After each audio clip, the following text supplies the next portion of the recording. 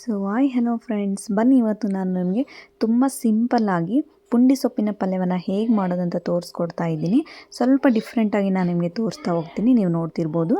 ನೋಡಿ, ಮೊದಲಿಗೆ ಕೆಲವರು ಪುಂಡಿ ಸೊಪ್ಪನ್ನು ಗೊಂಗುರ ಸೊಪ್ಪು ಅಂತ ಕೂಡ ಕರೀತಾರೆ. ಆಂಧ್ರ ಪ್ರದೇಶ, ಮಹಾರಾಷ್ಟ್ರ ಸೈಡಲ್ಲೇ ಗೊಂಗುರ ಸೊಪ್ಪು ಅಂತಲೇ ಕರೆಯೋದು.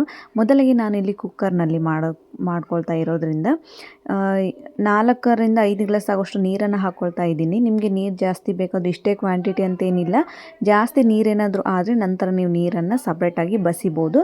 ಸೊ ಹಾಗಾಗಿ ನಾನು 4ರಿಂದ 5 ಗ್ಲಾಸ್ ನೀರನ್ನು ಹಾಕ್ಕೊಳ್ತಾ ಇದ್ದೀನಿ. ಸೊಪ್ಪನ್ನು ಚೆನ್ನಾಗಿ 2ರಿಂದ 3 ಸಲ ನೀರಲ್ಲಿ ವಾಶ್ ಮಾಡಿಕೊಂಡು ನಂತರ ನಾನು ಈ ಥರ ಏನಾದರೂ ಸೊಪ್ಪಲ್ಲಿ ಅರಳು ಏನಾದರೂ ಇದ್ದರೆ ಈ ಥರ ಅನ್ನೋದ್ರಿಂದ ಅರಳು ಬೇಗ ಕೆಳಗಡೆ ಹೋಗುತ್ತೆ.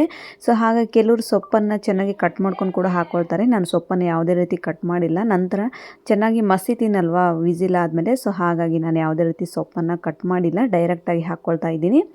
ಟೀ ಕುಡಿಯುವ ಗ್ಲಾಸಲ್ಲಿ ಒಂದು ಅರ್ಧ ಕಪ್ ಆಗುವಷ್ಟು ನೀವು ಅಕ್ಕಿಯನ್ನು ತೊಗೊಳ್ಳಿ. 1 ಕಪ್ ಆಗುವಷ್ಟು ಟೀ ಕುಡಿಯುವ ಗ್ಲಾಸಿನಿಂದ 1 ಕಪ್ ಆಗುವಷ್ಟು ತೊಗರಿಬೇಳೆಯನ್ನು ತೊಗೊಂಡಿದ್ದೀನಿ. ಸ್ವಲ್ಪ ರುಚಿಗೆ ತಕ್ಕಷ್ಟು ಉಪ್ಪು, ಅರಿಶಿನ ಪುಡಿ, ಜೀರಿಗೆ, ಹಸಿಮೆಣಸಿನ್ಕಾಯನ್ನು ತೊಗೊಂಡಿದ್ದೀನಿ. ನಿಮಗೆ ಖಾರ ಎಷ್ಟು ಬೇಕೋ ನೀವು ಅಷ್ಟು ಹಸಿಮೆಣಸಿನ್ಕಾಯನ್ನು ಹಾಕ್ಕೊಳ್ಬೋದು.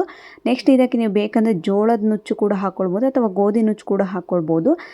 ಹುಣಸೆಹಣ್ಣು ಹಾಕ್ಕೊಳ್ಳೋ ಅವಶ್ಯಕತೆ ಇರೋದಿಲ್ಲ, ಯಾಕೆಂದರೆ ಪುಂಡಿ ಸೊಪ್ಪು ಸ್ವಲ್ಪ ಹುಳಿಯಾಗೇ ಇರುತ್ತೆ. ಸೊ ಹಾಗಾಗಿ ನಿಮಗೆ ಬೇಕು ಅಂದರೆ ಹುಳಿ ನೀವು ಊಟ ಮಾಡ್ತೀರಂದರೆ ಹುಣಸೆ ಹಣ್ಣನ್ನು ಹಾಕ್ಕೊಳ್ಬೋದು. ಕನಿಷ್ಠ ಇದನ್ನು 3 ವಿಸಿಲಾದರೂ ಓಡಿಸ್ಕೊಳ್ಬೇಕಾಗುತ್ತೆ. ಸೊ ನಾನು ಅದೇ ರೀತಿ 3ರಿಂದ 4 ವಿಸಿಲ್ ಹಾಕ್ಕೊಂಡಿದ್ದೀನಿ. ಅದನ್ನು ಸಪ್ರೇಟಾಗಿ ಆಫ್ ಮಾಡಿಕೊಂಡು ಸೈಡಿಗೆ ಎತ್ತಿಟ್ಟು ಈಗ ಒಗ್ಗರಣೆಗೆ ರೆಡಿ ಮಾಡ್ಕೊಳ್ತಾ ಇದ್ದೀನಿ. ಮೊದಲಿಗೆ ಬಾಣಲಿಗೆ ಎಣ್ಣೆನ ಹಾಕ್ಕೊಂಡು ಬೆಳ್ಳುಳ್ಳಿಯನ್ನು ಹಾಕಿ ನಂತರ ಹಸಿ ಕರಿಬೇವನ್ನು ಹಾಕ್ಕೊಳ್ತಾ ಇದ್ದೀನಿ. ಸ್ವಲ್ಪ ಸಾಸಿವೆ, ಆಲ್ರೆಡಿ ನೀವು ಜೀರಿಗೆಯನ್ನು ಹಾಕಿರೋದ್ರಿಂದ ಜೀರಿಗೆನ ಹಾಕೋ ಅವಶ್ಯಕತೆ ಇಲ್ಲ.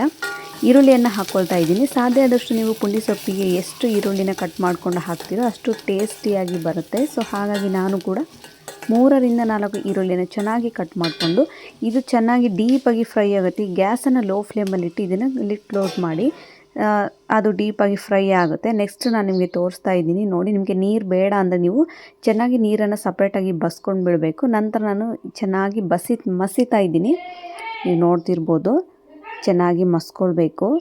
ನಿಮಗೆ ಯಾವ ರೀತಿ ಬೇಕೋ ಆ ರೀತಿ ನೀವು ತೀರಾ ಸಣ್ಣನಾದರೂ ಮಸಿಬೋದು, ಸ್ವಲ್ಪ ಮೀಡಿಯಮ್ ಆಗಿ ಕೂಡ ಮಸಿಬೋದು. ನಂತರ ಸ್ವಲ್ಪ ಇದಕ್ಕೆ ಚೆನ್ನಾಗಿ ಅದು ಮಸಿಯೊತ್ತಿಗೆ ಇದು ಚೆನ್ನಾಗಿ ಡೀಪಾಗಿ ಫ್ರೈ ಆಗಿದೆ. ಸ್ವಲ್ಪ ಕೊತ್ತಂಬರಿ ಸೊಪ್ಪನ್ನು ಹಾಕಿ ಮಸ್ತಿರುವಂತಹ ಪುಂಡಿ ಸೊಪ್ಪಿನ ಗ್ರೇವಿಯನ್ನು ನಾನು ಇದೆ ಒಗ್ಗರಣೆಗೆ ಹಾಕಿ ಚೆನ್ನಾಗಿ ಮಿಕ್ಸ್ ಮಾಡ್ಕೊಳ್ತಾ ಇದ್ದೀನಿ. ಖಂಡಿತವಾಗಲೂ ನೀವು ಕೂಡ ಒಂದು ಸಲ ಟ್ರೈ ಮಾಡಿ ನೋಡಿ. ಪುಂಡಿ ಸೊಪ್ಪನ್ನು ತಿನ್ನೋದ್ರಿಂದ ಹೆಲ್ತ್ಗೆ ತುಂಬಾ ಬೆನಿಫಿಟ್ಸ್ ಇದೆ.